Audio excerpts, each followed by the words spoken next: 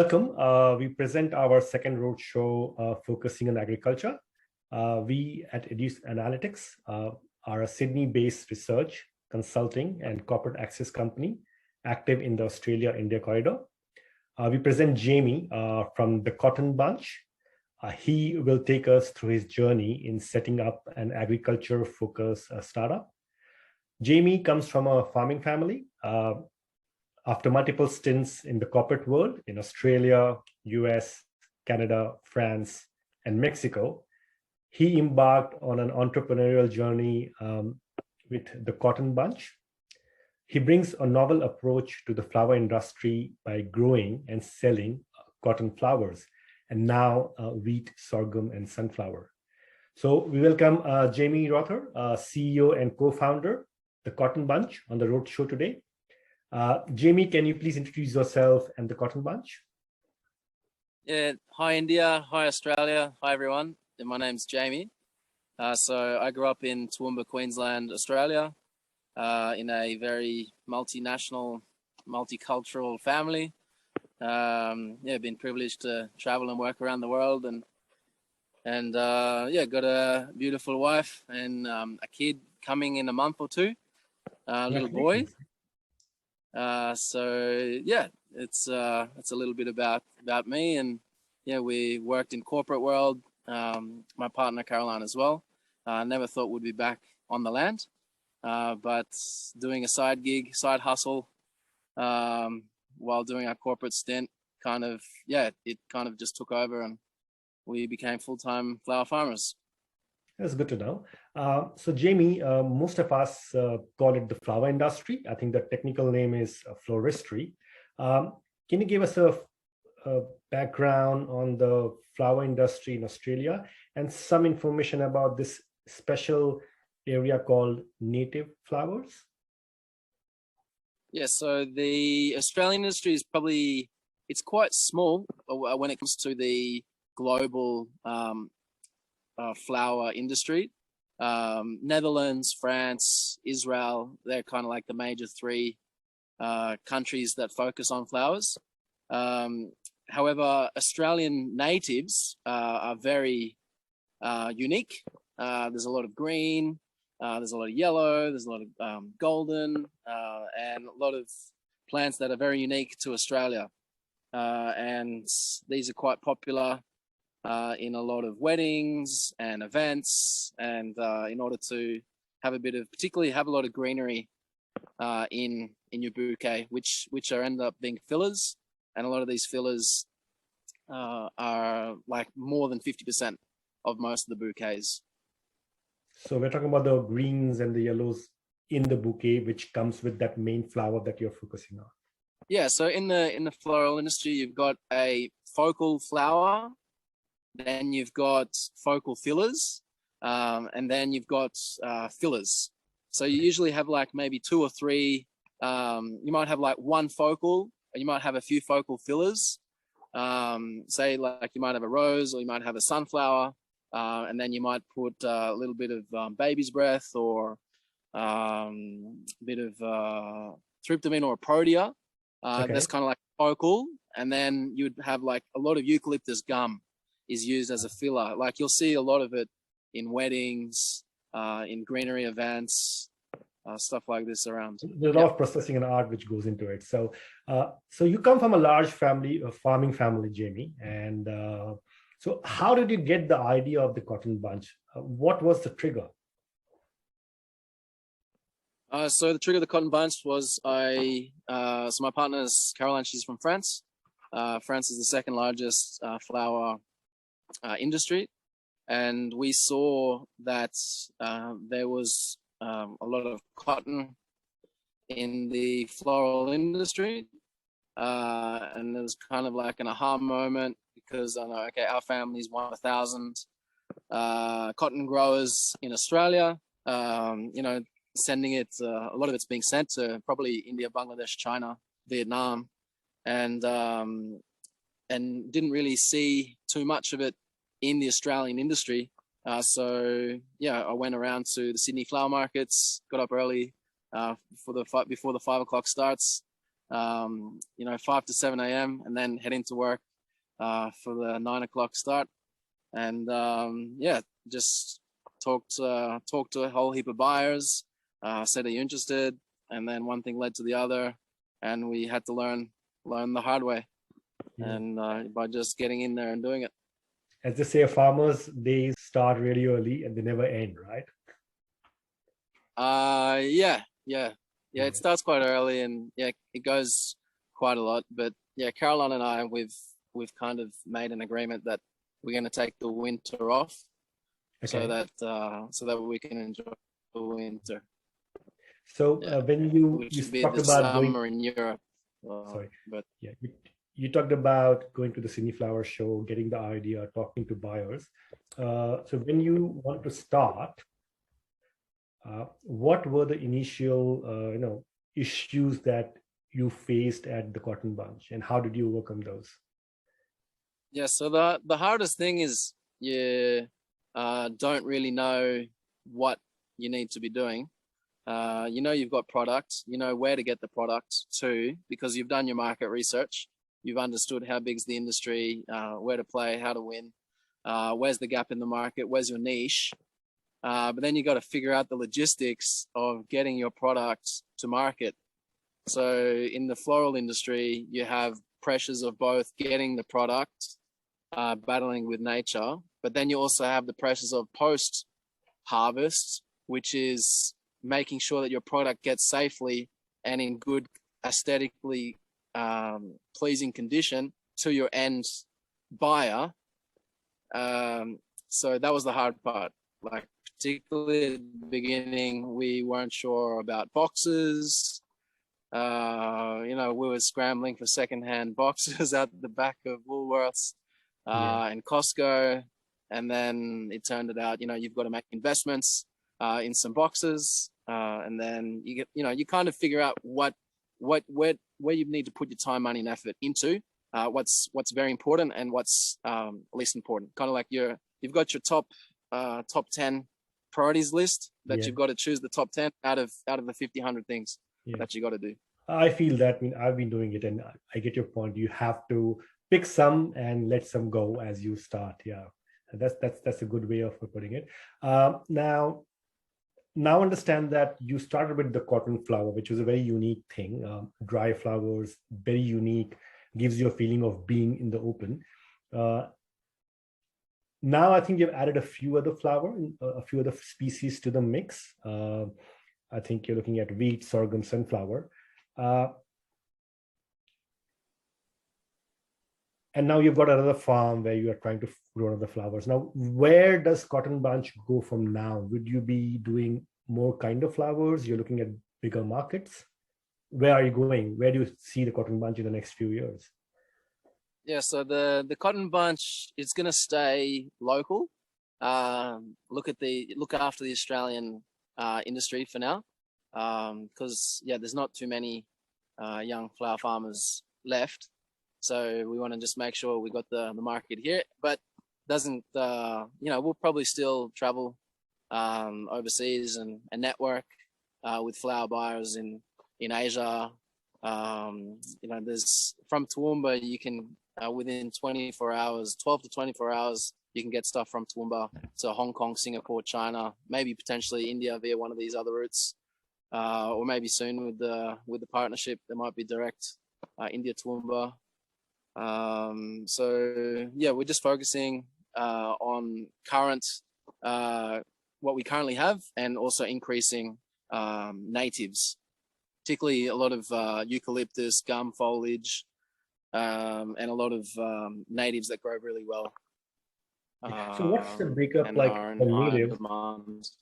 Yeah, for the natives, the stuff that you're doing, how much is like the dry flower and how much is like fresh flower, and how do you manage those? So fresh is very highly intense. Mm-hmm. It's the same amount of work as any fruit and vegetable farmer in horticulture in that sense. So that's very, very labor intensive. We're kind of trying to go less labor intensive. So we're kind of focusing on what is less labor intensive. So and we're trying to do different farming techniques so that we're able to look at it from a bigger picture. Yeah. And pretty much do as much as the most amount we can with least amount. Yeah, That's I saw from your posts on Facebook and Instagram about the cotton flowers, how it's beautiful. It can last for a very long time. So I think it has advantages on both sides. I think that's what is unique about the cotton flowers. You spoke about, Jamie, getting your product from the farm to the end supplier. So how do you manage your distribution? Like for a farmer producer, like how much do you process? Are there any agriculture traders or suppliers involved? How do the intermediary relationship work in this industry? Okay, so everything's 100% relationship. So we've built a relationship with a lot of the wholesale flower buyers in all the tier 1, tier 2 cities of Australia. And yeah, we go direct to the wholesalers. So we've got a direct to wholesale market, and we also have B2B, and we also have a B2C here in Southeast Queensland. So it's 100% relationships in this market. I think that's unique. It's not unique, but yeah, that's how it works in the farming industry across the world, mostly, unless and until you're totally corporate farming and other stuff. Now, you did mention about the logistical process in terms of getting the flowers from your farm to the wholesaler. How much of the processing is that what you do? As you mentioned, you have to pick up the right flowers at the right time and then pack it well. Is there a lot of processing involved? The floral game is very different to broadacre farming, which is what my parents do, and what Granddad did, and yeah, a lot of people in our region do. They usually just do mass amounts, population growth, feed the people type of thing. That they all sell their stuff on the futures markets, and then they pretty much sell to the highest bidder. In our game, it's pretty much florists, events, weddings. You got all this demand. So I guess we're lucky for now to be a price maker rather than a price taker. And everything's pretty much built on the relationships according to the price so far. So there's a skill to like pick up the right flowers and then pack it the right way. Yes. Yeah. We had to learn everything the hard way on the job, and yeah. That's good to know. Try lots of trial and error.